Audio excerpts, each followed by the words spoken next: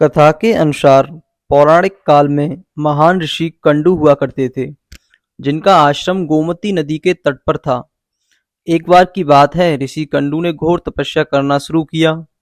वो तपस्या में इतने लीन हो गए कि उन्हें किसी भी चीज का आभास ही नहीं होता था। इस तरह ऋषि को तपस्या में लीन देखकर देवराज इंद्र हमेशा की तरह घबरा गए। उन्हें यह डर सताने लगा कि कहीं ऋषि कंडू उनका स्वर्ग का सिंहासन छीन ना लें। इसी डर के परिणाम स्वरूप इंद्रदेव ने ऋषि कंडू की तपस्या भंग करने के लिए प्रम्लोचा नामक की अप्सरा को पृथ्वीलोक पर भेजने का निश्चय किया। एक संध्या नृत्य के बाद इंद्र ने प्रम्लोचा को अपने पास बुलाया, फिर उसे अपनी सारी योजना बताई। बिना कोई प्रश्न किए प्रम्लोचा इंद्र की योजना के मुताबिक पृथ्वीलोक के लिए प्रस्थान कर गई।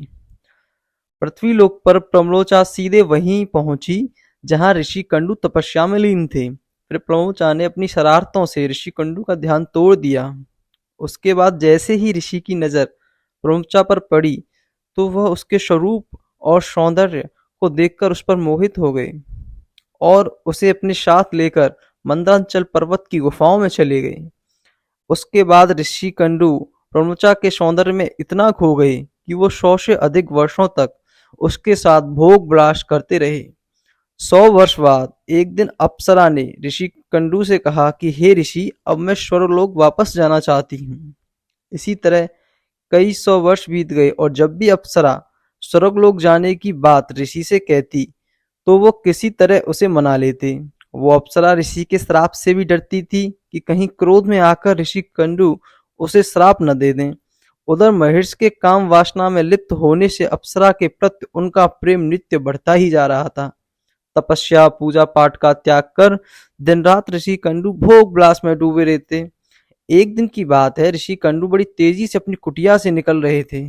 तभी प्रम्लोचा उनके पास आई और पूछने लगी कि हे मुने, आप कहाँ जा रहे हैं? तब ऋषि कंडू ने कहा कि हे भद्रे, दिन अस्त हो चुका है, अतः मैं संध्योपासना करने जा रहा हूँ। अगर ऐसा नहीं किया तो मेरा धर्म नष्ट हो जाएगा।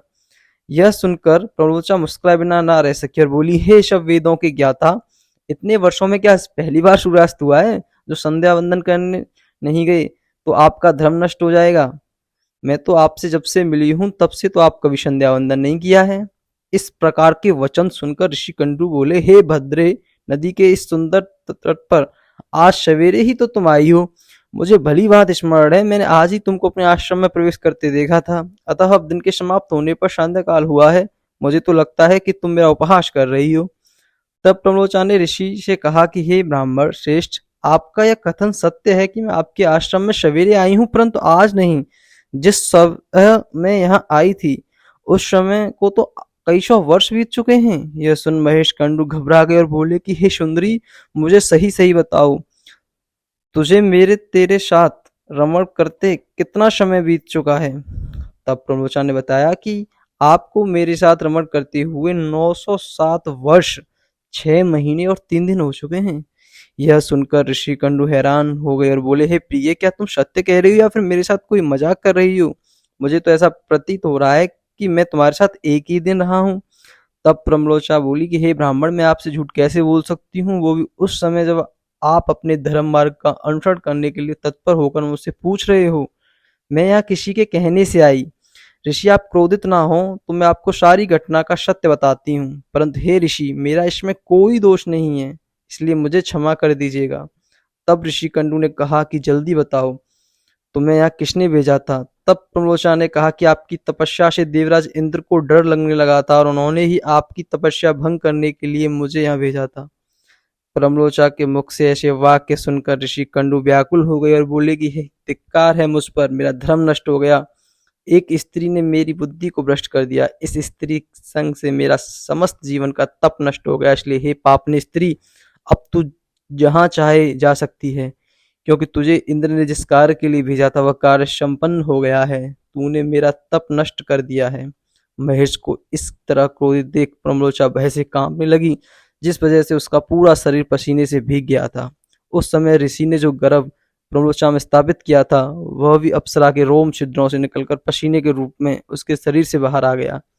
प्रम्लोचा के पसीने से वायु ने इस गर्भ को इकट्ठा किया और वृक्षों ने उसे ग्रहण किया।